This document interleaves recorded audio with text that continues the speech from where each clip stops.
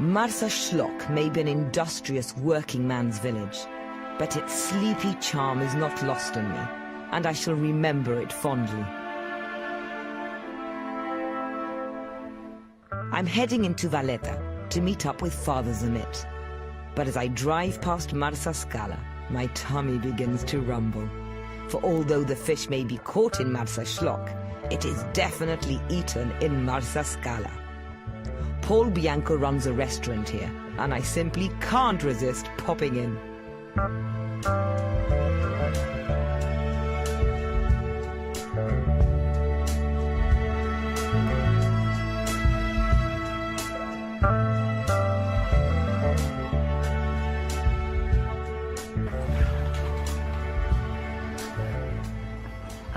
This is the chiller? Yes. Oh, it's wonderful in here, Paul.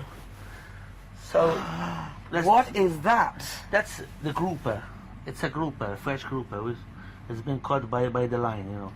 And they've got the red snapper, the silver tink, you've got the sea bass here, and the red snapper, the small red snapper. We get them every day fresh. You can see how fresh they are, you know. It's, you know, if the weather permits it, we've got fresh fish every day, no problem. Our specialty here is fish. It's a local restaurant for fish. We have mussels local, we have clams, we have sea dates, we have the fish coming every day here, fresh fish from our local fishermen.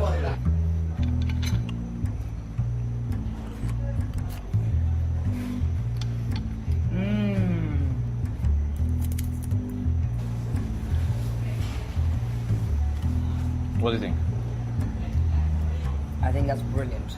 Thanks. That is really, really good. Finger-licking good.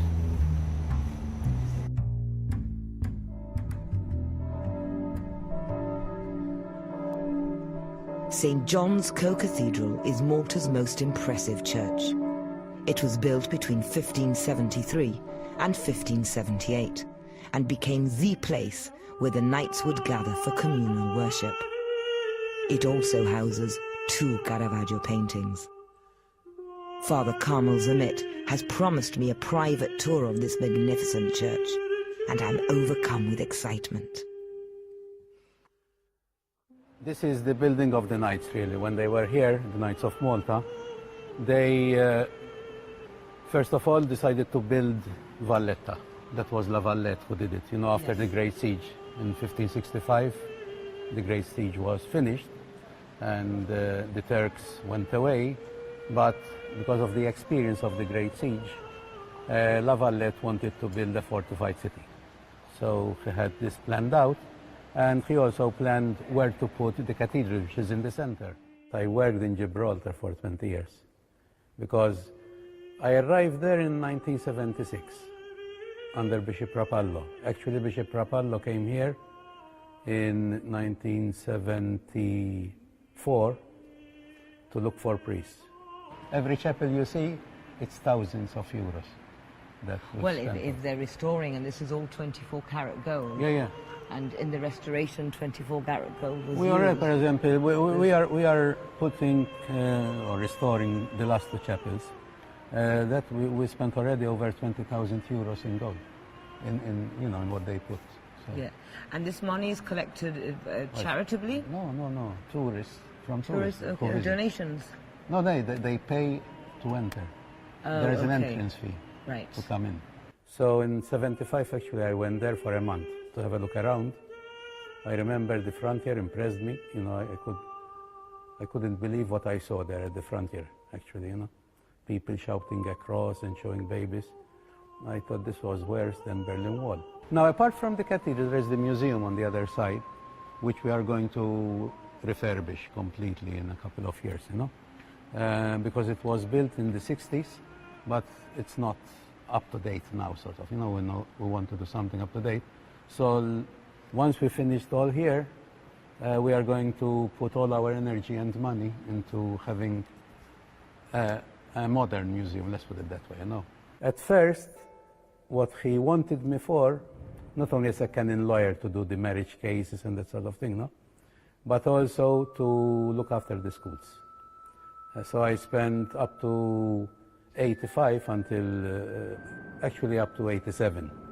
As a chaplain and teacher in the schools, I used to look after both comprehensives with Father Orfila, actually.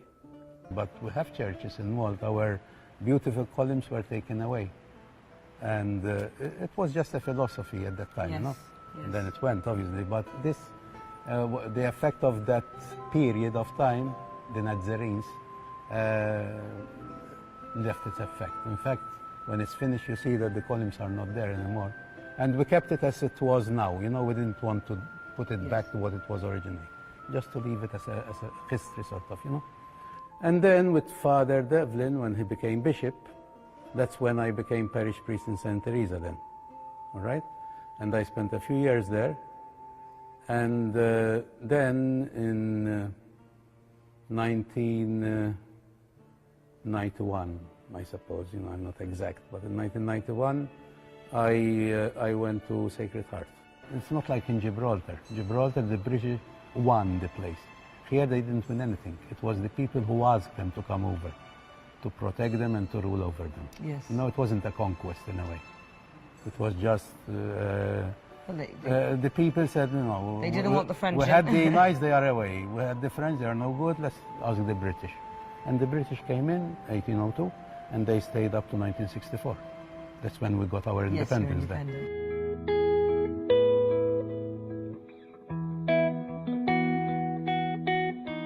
Those are the keys of cities the knights would have conquered in their exploits when they went abroad, you know. They were more or less like pirates sometimes, the knights, you know.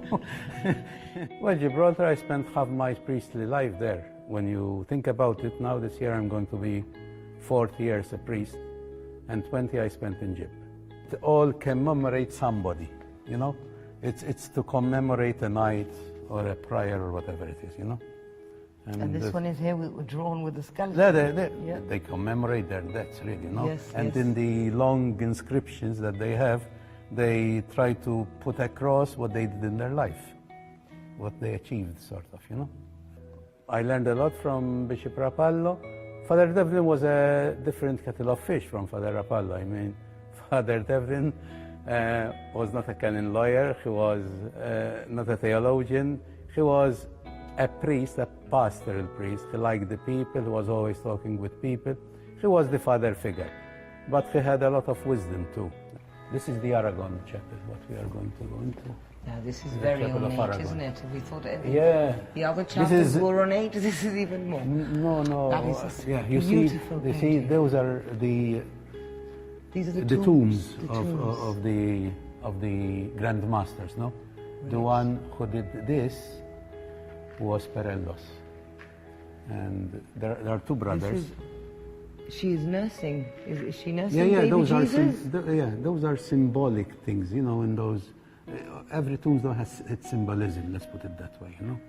And then from the people, obviously, I consider the people as not only very religious, even if they didn't go to church. Many of them don't go to church, but they are quite religious.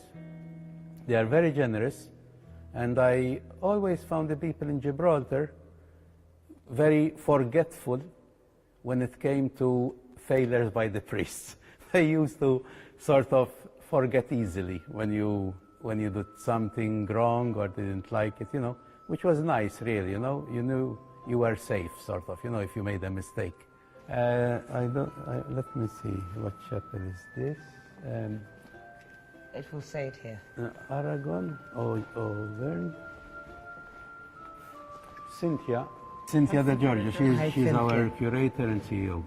She takes care of everything for us, you know. It's absolutely magnificent, Cynthia. Thank you. Everybody says that, no, when they come? Yeah. One is this, which is the smaller one. That's St. Jerome. St. Jerome. It also has a history that it was stolen once, but it came back.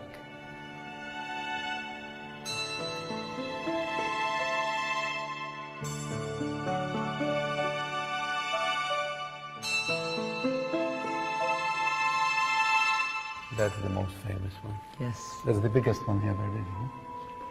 What's its dimensions? It's 5.3 meters wide and 3.6 meters high. This is a beautiful piece because this is the beginning of the Baroque. This is only 1607 Baroque as we know it today. The High Baroque had not yet developed. So Caravaggio is a standalone artist because of his ability to understand what the church had actually required, that art is simple, realistic, and true to the scriptures. And Caravaggio understood these requirements very well, and we can see them reflected in the characters of this painting. The beheading of St. John the Baptist is widely considered to be Caravaggio's masterpiece, as well as one of the most important works in Western painting.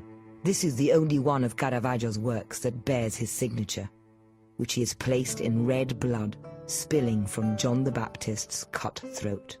And this is the moment when Caravaggio was beginning to interpret realism.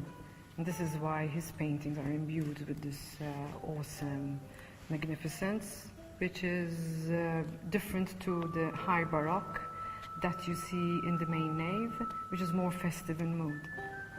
Yes, I think that completely sums up how I'm feeling at the moment. This is simply awe-inspiring.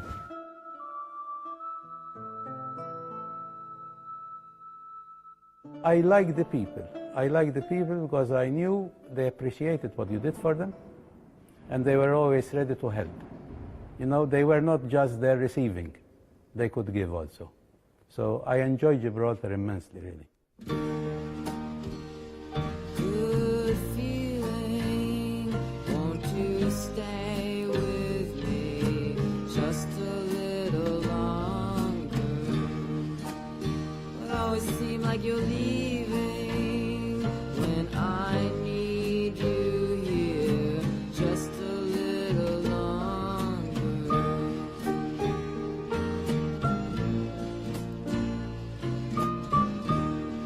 Oh, dear lady, there's so many things that I've come to fear. Little voice says I'm going crazy.